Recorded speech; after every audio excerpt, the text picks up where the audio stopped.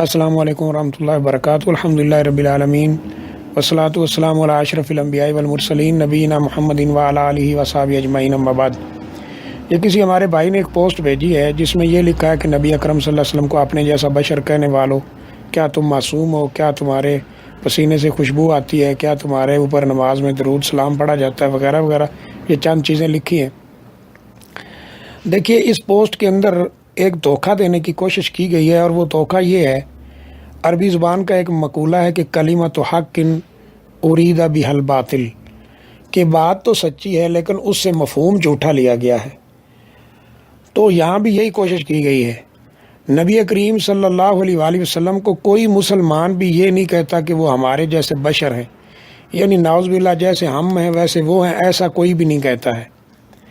جن معنوں میں یہ کہا گیا ہے وہ یعنی قرآن بھی کہہ رہا ہے اور نبی اکرم صلی اللہ علیہ وسلم نے خود بھی کہا ہے۔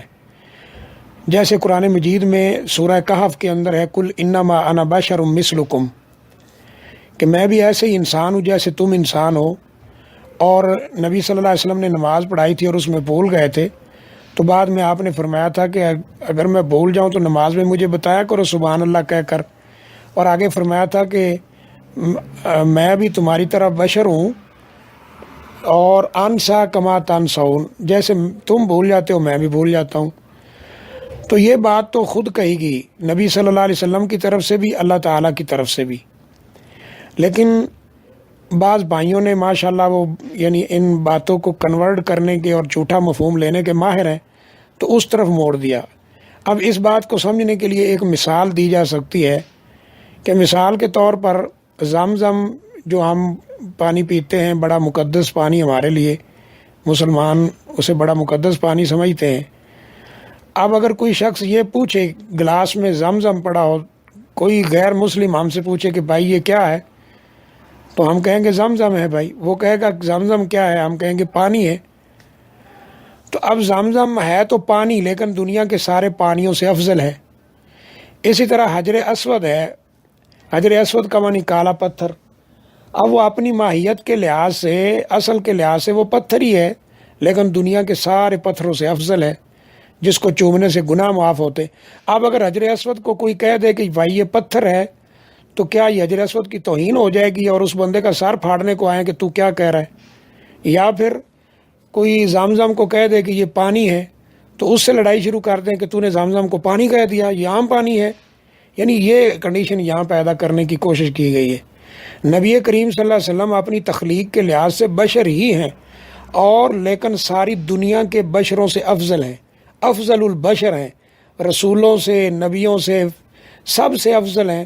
بلکہ یہ کہنا چاہیے جیسے فارسی شعر میں کہا گیا کہ بعد از خدا بزرگ تو ہی قصہ مختصر، اللہ تعالیٰ کے بعد اگر کسی کا مقام اور مرتبہ ہے تو وہ رسول اللہ صلی اللہ علیہ وسلم کا ہے۔ اب جن معنوں میں یہ کہا گیا ہے بشر، وہ ہے تخلیق کے اعتبار سے، اصل کے اعتبار سے، لیکن مقام اور مرتبے کے لحاظ سے کوئی بشر ان کے پاؤں کی خاک جیسا بھی نہیں ہو سکتا۔ لیکن یہ دھوکہ دینے کی کوشش کی جاتی ہے، جیسے زمزم کو پانی کہہ دیا جائے تو کوئی اس پہ لڑائی شروع کر دے کہ تم نے اس کو پانی کہہ کر توہین کر دی ہے، یہ تو زمزم ہے۔ حجر اسود کو پتھر کہہ دیا جائے تو کوئی کہے کہ تو پتھر کہہ کے توہین کر رہا ہے، یہ تو حجر اسود ہے۔ تو بات وہی ہے۔ تو یہاں بھی وہی کنڈیشن ہے، نبی صلی اللہ علیہ وسلم اپنی تخلیق کے اعتبار سے، اصل کے اعتبار سے بشر ہی ہیں، لیکن ان کا مقام اور مرتبہ وہ یعنی بشر کے سب سے اعلیٰ رتبے پر فائز ہیں، سب سے اعلیٰ مقام، سب سے عرفہ مقام، سب سے افضل مقام وہ رسول اللہ صلی اللہ علیہ وسلم کا ہے۔ وہ امام الانبیاء ہیں، خاتم النبیین ہیں۔ ان کے مقام مرتبے کو کون پہنچ سکتا ہے؟ اور کون مسلمان بے وقوف ایسا جو کہے گا کہ وہ میری طرح ہے؟ نعوذ باللہ من ذالک، کس نے اس طرح کہا ہے؟ اصل کے اعتبار سے وہ بھی بشر ہیں، ہم بھی بشر ہیں، لیکن مقام اور مرتبے کے اعتبار سے ساری دنیا مل بھی جائے تو ان کے پاؤں کی خاک جیسی نہیں ہو سکتی۔ اس لیے یہ دھوکہ ایک دینے کی کوشش کی گئی اس پوسٹ کے اندر، اور کچھ بھی نہیں۔